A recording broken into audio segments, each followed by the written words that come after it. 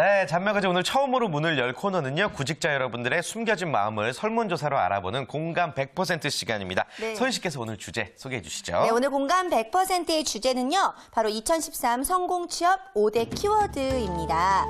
취업을 준비하기 위해서는 기본기를 다져야 하는 것쯤 누구나 다 알고 계실 텐데요.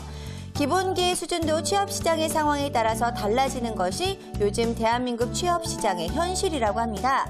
따라서 오늘은 취업 성공으로 가는 일명 2013 성공 취업 5대 키워드를 통해서 감각 있는 취업 전략들 짚어보도록 하겠습니다.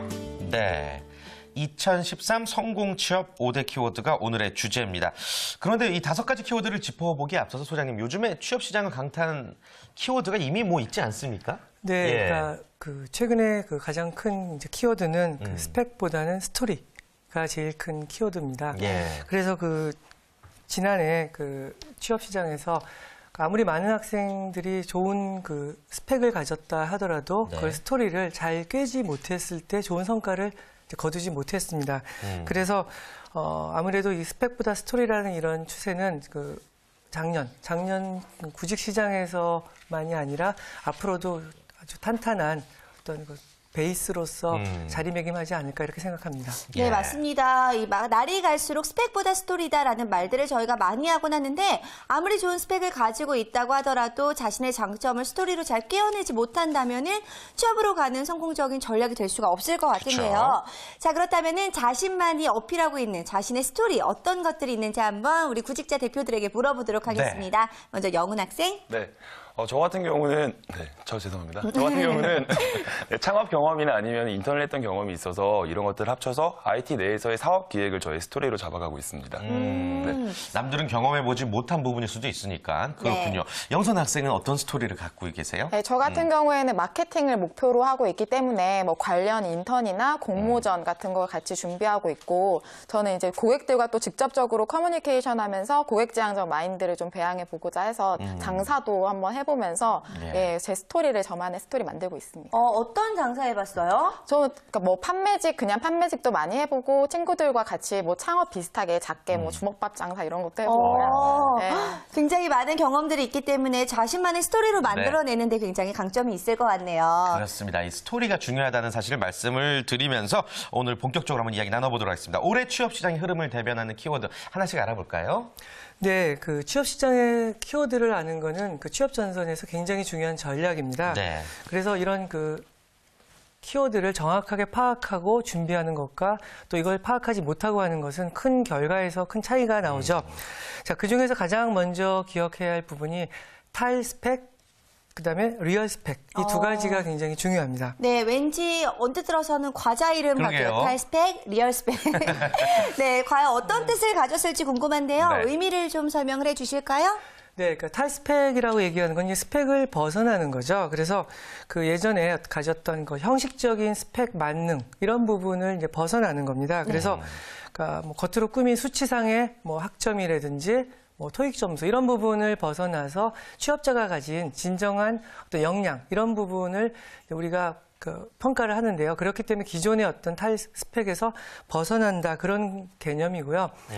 이 스펙이라는 것은 사실 대기업에서 필터링하기 위해서 만든 제도인데요. 네. 이런 제도를 사실은 대기업에서 편의상 만들었던 제도를 이제 오히려 대기업에서 벗어나면서 진정한 구직자의 역량을 평가하려고 하고 있습니다. 그렇군요. 아무튼 뭐 쓸데없이 부풀려진 이런 숫자로 만들어진 스펙을 모두 버리겠다는 이야기인 거죠. 네. 그렇군요. 예. 그렇습니다. 정말 네네. 좀 많이 달라질 것 같고요. 이 학생들에게도 큰 도움이 되지 않을까라는 생각도 네. 드네요. 탈스펙에 대해서는 들어봤고 리얼 스펙은 또 어떤 얘기인가요? 자, 이제 리얼 스펙이라는 거는 진짜로 구직자가 가진 진정한 역량 중심, 원하는 직업과 관련된 그런 활동. 어떤 형식적으로 벗어난 이런 활동들 있죠. 이런 활동들은 다 제거하고 실질적으로 직무 중심에 관련된 활동들을 우리 이제 리얼 스펙이라고 얘기를 하죠. 그렇습니다. 이렇게 해서 탈스펙과 리얼 스펙이 함께 각광을 받고 있다라는 말씀을 해주셨는데요. 자, 그런데 아무래도 학생들 입장에서는요, 스펙이라는 것을 만들기 위해서 짧은 시간이라고 할지라도 굉장히 많은 노력들을 할 거란 말이죠. 그쵸. 근데 이제 와서 갑자기 탈스펙, 리얼 스펙 이야기가 나온다면은 좀 입장이 어떨까? 네, 혼란스럽지 않을까 싶기도 한데 영훈 학생은 어때요? 네, 우선 영어 점수나 이런 걸 만드는데 했던 노력은 저도 되게 아깝습니다. 하지만 이제 뭐 공모전이나 아니면 인턴이나 팀 프로젝트 이런 것들에 대해서 저희가 스토리를 뽑아낼 수 있기 때문에 아까 말씀 주신 리얼 스펙에는 적용할 수 있는 점이 그래도 조금 있다라고 생각합니다. 네. 영손 학생은 좀 느끼는 바가 있어요? 저 같은 경우는 사실 지금 이 리얼 스펙이라는 게 달갑지만은 않은 게 많은 친구들도 그렇고 저 또한 그렇고 스펙을 쌓기에 이제 많은 시간과 노력을 들였기 때문에 거기에 플러스해서 뭔가 더 만들어야겠다라는 부담감으로 작용될 수 있을 것 같다라는 생각이 듭니다. 이렇게 말하는 친구들은 보면 대체적으로 스펙이 좋아요. 네, 아무래도 성공 취업의 키워드 먼저 이탈 네. 스펙과 리얼 스펙을 저희가 꼽아드렸는데요. 아무래도 구직자들 입장에서 본다면 어떻게 해야 될지, 어떤 방향으로 가야 될지 갈피를 잡기가 좀 더 힘들 수도 있다는 생각이 들어요. 구체적으로 다시 한번 정리를 해 주실까요? 네, 그러니까 탈스펙과 리얼 스펙의 어떤 현상을 살펴보면, 그러니까 그 블라인드 테스트라 그래서 블라인드 면접을 보고 있습니다. 그래서 학생들의 어떤 학점이라든지 뭐 학교, 뭐 점수 이런 부분들을 사실 비공개로 가리고 하는 이런 이제 서류 전형이 있고 또 실제로 작년에 카페베네 같은 경우에는 서류 전형부터 그 실제 최종 면접까지 완전한 블라인드 형식으로 그렇게 면접을 치렀는데요. 이런 게 필요하다는 이야기는 결국은 무슨 말이냐면 어떤 스펙에 얽매이다 보면은 구직자는 구직자대로 또 본연의 어떤 활동에 충실하지 못하고 또 기업은 기업대로 스펙에 몰입을 하다 보니까 실제로 진짜 훌륭한 인재를 뽑지 못하는 양쪽 다 손해를 보는 그런 현상이기 때문에 그런 부분에서는 이런 채용에 대한 준비를 특별하게 또 하는 게 되게 중요하다고 생각합니다. 예. 그래서 이러기 위해서는 뭐 무분별하게 자격증이나 인턴십 이런 직무와 관련되지 않은 이런 일들을 뭐 방만하게 하는 것보다는 자기 직무와 관련된 또 어떤 포커싱이 잘 된 이런 활동들을 좀 끌고 가야 되는데요. 네. 그래야지만 진짜로 리얼한 스펙을 가져갈 수 있는 그런 게 필요하다고 생각합니다. 네. 그렇군요. 변화하는 흐름에 여러분 잘 발 맞춰가시길 바라겠고요. 두 번째 키워드 한번 알아보도록 하겠습니다. 두 번째 키워드는 뭔가요? 네, 두 번째 키워드는 면접인데, 이제 면접에다가 무조건 면접이라는 용어를 붙였습니다. 무조건 면접 왠지 강한 느낌도 네. 들고 명령어 같은 느낌도 드는데 무조건 면접은 어떤 의미로 해석하면 될까요? 그러니까 그 면접이 사실은 그 예전에는 1차 전형과 2차 전형이면 2차 전형이 어떤 순서적으로 단계적 의미에서 있었는데 지금은 거의 이제 면접이 본선으로서 큰 자리매김을 했습니다. 그래서 그 삼성 직무적성 검사라고 하죠. SSAT 같은 경우에는 서류 전형을 대부분 다 통과한다고 합니다. 그래서 합격자들 대부분 이야기는 서류 전형은 웬만큼 잘못하지 않으면 다 통과한다. 그렇기 때문에 면접에서 모든 게 승부가 난다. 그렇기 때문에 이제 무조건 면접이라는 이름을 붙였습니다. 그렇군요. 요즘에 또 이색 면접도 굉장히 많이 하고 있는 것 같고 면접의 형태도 굉장히 다양화되고 있죠. 네, 네. 거기다 금융권도 이색 면접을 많이 한다고 하잖아요. 네, 그러니까 금융권 같은 경우에는 그러니까 고객과 직접 응대를 하면서 그다음에 거기다가 또 돈까지 같이 관여가 되기 때문에 특히 면접이 강하다는 이런 정평이 나 있습니다. 네. 그래서 그 이색 면접이 굉장히 앞서가는 입장인데요. 예를 들어 농협의 동행 면접 아니면 뭐 하나은행의 게임 면접, 그다음에 국민은행 같은 경우에 인문학 어떤 독서 토론 면접 같이 있었습니다. 네. 그렇기 때문에 이런 면접들이 굉장히 다양해지고 뭐 원래 있었던 뭐 독특한 면접들 등산하면서 하는 면접이라든지 노래방 면접이라든지 여러 가지 면접들이 있는데 그게 같은 추세로 보시면 되겠습니다. 네. 겉에서 보기엔 이색 면접이지만 사실 그게 면접을 통해서 그 훌륭한 인재를 뽑으려는 면접을 강화하려는 목적인 것 같은데 네. 면접 강화의 목적이 있다면 어떤 게 있을까요? 그러니까 면접 강화의 가장 큰 목적은 이제 적합한 인재를 뽑는 게 제일 중요하죠. 그러니까 기업에서 아무리 이제 뭐 사람을 보고 스펙을 보고 뽑더라도 그래도 결국에는 기업에서 손실이 많이 난다고 합니다. 인재 선발에서. 그렇기 때문에 그 구직자들이 자신만의 어떤 강점을 보여줄 수 있는 이런 면접의 기회는 구직자들에게 어떻게 보면은 위기일 수도 있지만 하나의 좋은 자기를 어필할 수 있는 좋은 기회이기 때문에 그런 장을 굉장히 넓혀주고 있습니다. 네.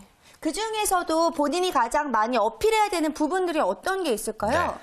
그러니까 뭐 보통 예전에 할 수 있었던 부분은 뭐 외모나 이런 이미지 이런 쪽으로 해서 이미지 메이킹의 어떤 면접이 주로 이루어져 준비를 많이 했는데 이제는 뭐 스마트 면접이라 그래서 자신이 가지고 있는 뭐 경험이라든지 구직을 위한 노력이라든지 이런 부분을 많이 보여주는 게 중요하다고 생각합니다. 네, 예. 그리고 이렇게 길게 또 여러 가지 방식으로 아무래도 보다 보면은 인성적인 부분이 많이 드러날 수밖에 없을 것 같다는 인성. 생각 때문에 이 취업을 하는 구직자들 입장에서도 인성에 대해서도 아무래도 많이 준비를 해야 될 것 같은데 인성이 취업에 미치는 영향 아무래도 이제 쓰신 책도 있기 때문에 네. 잘 알고 계실 것 같아요. 네. 어떤 영향을 미칠까요?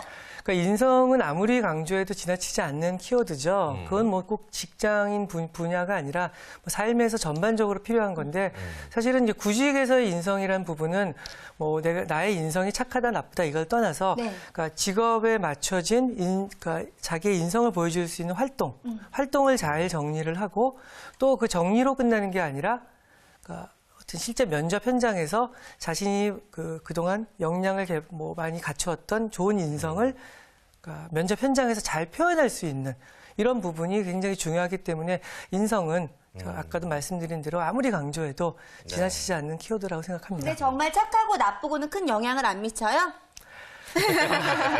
그건 겪어봐야 알겠죠? 네. 네. 그래요. 아, 뭐 저도 가끔 이렇게 나는 인성이 부족하지라는 생각 많이 해보곤 하는데 우리 두 학생은 어떤지 궁금해요. 본인의 인성이 사회와 기업의 일원으로서 손색이 없는지 어떻게 생각하세요? 네, 저 같은 경우는 이제 요즘에 자신감을 좀 이렇게 끌어올리고 있습니다. 네. 그래서 저는 뭐 100점 만점에 100점 정도 예. 그렇게 생각하고 있습니다. 너무 많이 끌어올린 것 같아. 인성은 좋을지 모르겠으나 좀 재수없어 보일 수 있어요. 농담이에요, 농담이에요. 네, 예. 영선 학생은 어때요? 본인의 인성이 뭐 만족스러운 편이세요? 네, 전 내세울 게 인성밖에 없기 때문에 네. 이런 면접 풍토가 굉장히 마음에 듭니다. 그래요. 그렇군요. 우리 인성이 아주 훌륭한 두 학생과 오늘 함께하고 있고요. 좋네요. 네, 네. 2013 성공 취업 키워드. 자, 세 번째는 어떤 건지 빨리 알아보도록 하겠습니다. 어떤 걸까요?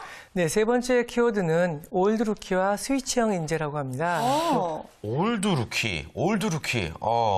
이게 참 상반된 말인데 네. 올드 루키 이게 무슨 말인지 모르겠어요. 어떤 의미죠?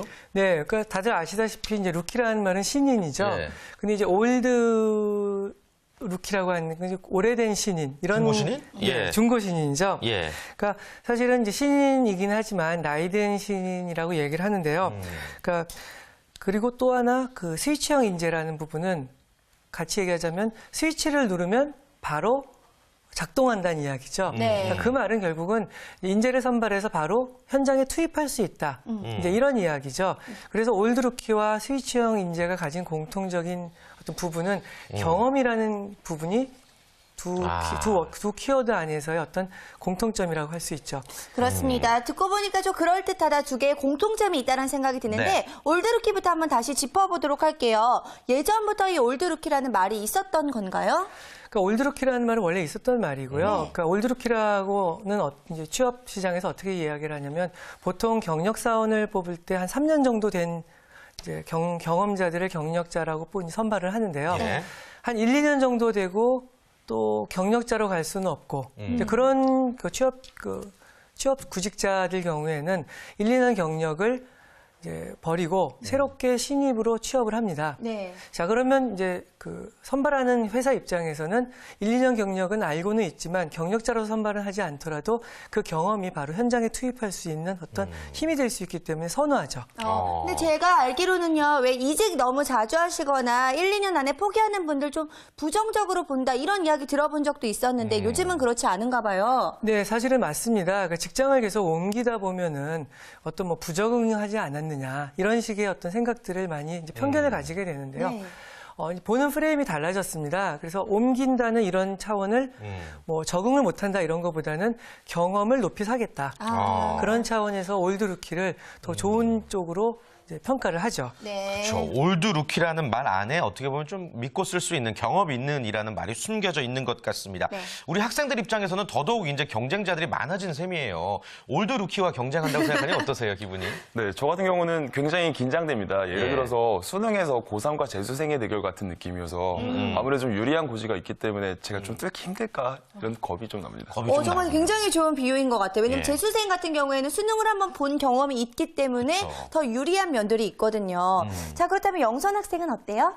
그러니까 학생으로서 아무리 열심히 좀 경험을 하려고 노력을 한다고 해도 그런 올드 루키들에 비해서는 현저히 좀 그 경험이 적기 때문에 아무래도 너무 넘기 힘든 장벽이지 않을까 그런 넘사벽. 생각이 듭니다. 넘사벽. 네. 예. 네, 아무래도 구직자들 입장에서는 올드루키가 무조건 달갑지만은 않은 것 같은데요. 그쵸. 하지만 취업 시장에 이런 변화가 있다고 하니까 여러분들도 잘 알아두셔야 될 것 같습니다. 네. 자, 그렇다면 2013 성공 취업 키워드, 자, 5대 키워드 만나보고 있는데요. 자, 이제 네 번째 키워드 알아볼까요? 네, 네 번째 키워드는 아주 어려운 말이 나오죠. 이제 통섭이라는 말이 나옵니다. 네. 그러니까 통섭형 인재가 네. 키워드인가요? 네. 그렇죠. 이제 통섭형 인재라 그러는데 어려운 말이죠. 이제 통섭이라는 용어가. 예, 예. 굉장히 생소한데 사실 저희도 뭐 전매거진을 오랫동안 진행했지만 처음 네. 들어보는 표현이 아닌가 싶어요. 설명 좀 해주시겠어요? 네.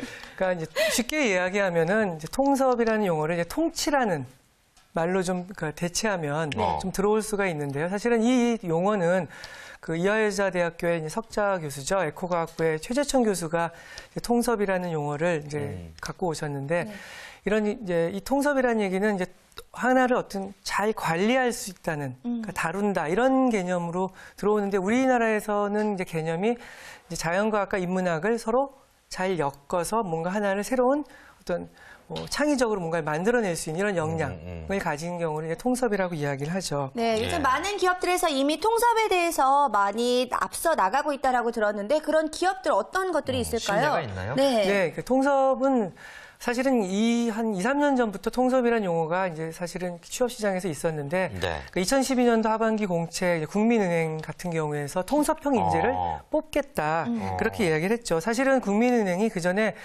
뭐 열린 채용을 하겠다 그래서 학점이나 여러 가지 요소를 보지 않겠다라고 선언을 해서 굉장히 충격을 주었는데요. 예, 예. 그러니까 더 나아가서 이제는 더 적극적으로 통섭형 인재를 뽑겠다는 또 적극적인 자세로서 통섭이라는 이미지를 이제 강조를 했죠. 네. 자, 일단 이렇게 기업들이 변화하고 또 거기에 발맞춰 나가야 될 것 같은데 통섭형 인재 롤모델이라던가 아니면 네. 이런 예시가 있다라는 부분들 아직 모르시는 분들을 위해서 좀 더 구체적으로 설명을 해주셔야 될 것 같아요. 네, 이제 통섭형 인재의 어떤 롤 모델을 이야기하기 전에 이제 통섭형 인재가 어떤 경우냐면 예를 들어 뭐 시를 쓰는 엔지니어. 그러니까 이게 시 같은데요? 시를 쓰는 엔지니어. 네. 그 엔지니어가 시를 쓸 수 있다는 이런 것은 어떤 기업 입장에서는 웬 뭐 일도 안 하고 시를 쓰느냐 이렇게 이야기를 하지만 시를 쓸 수 있는 정도의 감수성이 있다면 어떤 뭐 엔지니어로서 어떤 뭐 기계를 만들거나 도구를 만들 때 소비자의 감정을 터치할 수 있는 그런 역량이 뛰어나다. 네. 이제 그런 아하. 부분을 통섭형 인재라고 이야기를 하고요. 예. 시를 보면서 뭐 물리를 같이 공부한다는 이런 내용이니까 굉장히 대단한 학문의 역량이겠죠. 근데 그런 인재로 본다면 우리나라의 그 광화문에 있는 계시는 그 세종대왕, 그렇죠. 뭐 한글을 만드셨고, 그러니까 네. 뭐 의문학 쪽에서 관심이 있으셨지만 또 장영시를 써서 뭐 치국이라든지 해시계를 만들었던 뭐 그런 부분들도 하나의 또 통섭형 인재로서의 롤 모델이기도 하고요. 뭐 정약용. 이제 뭐 책을 한 500권 썼다고 하는데요. 뭐 수원에 있는 수원성을 거중기를 직접 설계를 해서 뭐 직접 만들고, 네. 그러니까 자연과학과 인문과의 과학을 뭐 넘나드는, 뭐 해외로 본다면 뭐 레오나르도 다빈치 같은 경우에 뭐 못하는 게 없었죠. 음악, 미술, 네. 뭐 과학, 뭐 다 했잖아요. 네. 그래서 그런 분들이 어떤 통섭형 인재의 롤 모델이라고 할 수가 있겠죠. 네. 그렇군요. 우리 권현선 학생은 본인이 통섭형 인재, 약간 좀 멀티플레이어 기질이 있어요. 어때요? 그러니까 사실 통섭형 인재라고 딱 얘기를 처음에 들었을 때 생각났던 게 그 도요타에서 항상 주창해오는 T자형 인재가 생각이 났는데 네네. 그게 전공 지식 플러스 좀 넓은 방면의 다방면의 지식. 그러니까 그게 예전부터 많이 있어 왔던 그런 얘기고 저도 그런 거를 많이 느끼는 게 마케팅이란 것이 좀 인문학적인 부분과 통계학적인 부분이 같이 맞물려 있다 보니까 저도 그것이 굉장히 중요하다고 생각을 해서 또 독서 같은 거 할 때도 좀 편식하지 않고 예, 두루두루 읽으려고 노력하고 있습니다. 그렇군요. 본인은 그렇다면은 통섭형 인재 지수 100으로 따진다면 나는 네. 몇 정도 된다라고 생각을 하세요? 99? 가득 차 있네요. 자신감이 다들 넘쳐요. 네. 좋아요. 영훈 학생은 어때요? 일단 점수부터 말씀을 드리자면 저는 10점 정도밖에 안 몇 점 될 것 만점에? 같습니다. 네. 왜 그럴까요? 왜냐하면 저는 책 읽는 게 너무나 싫습니다. 네, 그래서 솔직해요. 네. 그쪽은 좀 부족한 것 같습니다. 그래요. 그렇군요. 통섭의 하지만 뭐 문제가 되기 위해서. 네, 깊게 지금은 알고 있는 거니까 아무래도 다방면의 지식을 조금 더 갖는다면 또 가능해지지 않을까 싶습니다. 네. 근데 저는 이 이야기까지 들으니까 구직자들 너무 힘들 것 같다라는 생각이 그러게요. 드는 게 트렌드도 반영해야 돼. 그렇죠. 깊게도 알아야 되는데 넓게도 알아야 된다라고 생각한다면 우리 학생들 정말 힘들지 않을까 생각이 들면서 자, 그럼 마지막 키워드는 좀 학생들을 편안하게 해주는 키워드였으면 좋겠는데요. 어떤 키워드일지 다섯 네. 번째 키워드 공개해 주실까요?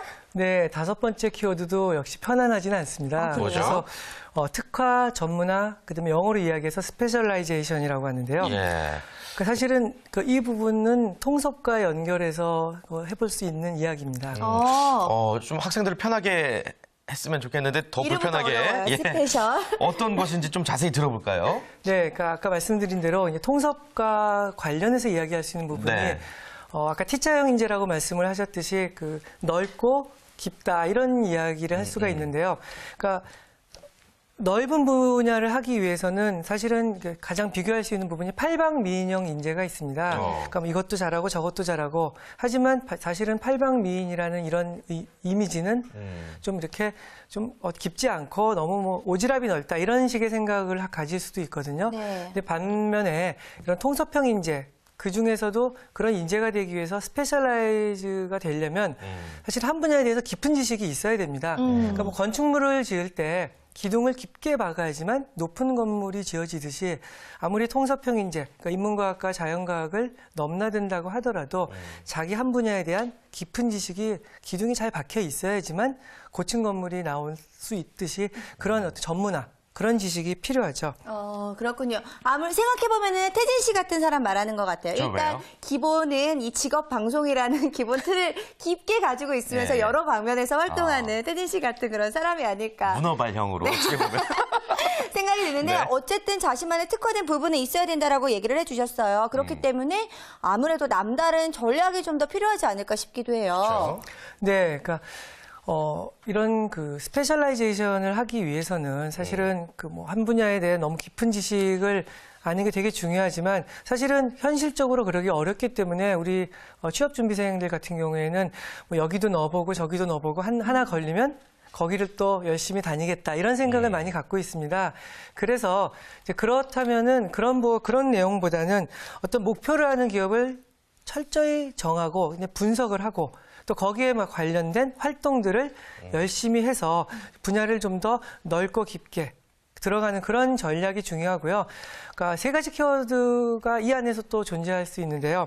그 안에 이제 적성, 그러니까 자기가 원하는 적성에 맞는 직업을 정하고요. 거기에 관련된 지식을 더 심화를 시키고 또 그것과 관련해서 자기의 경험을 굉장히 넓히는 그러니까 적성과 지식과 경험을 세 가지를 잘 겸비하는 게 중요한 취업 전략이라고 할 수 있습니다. 네. 그렇군요.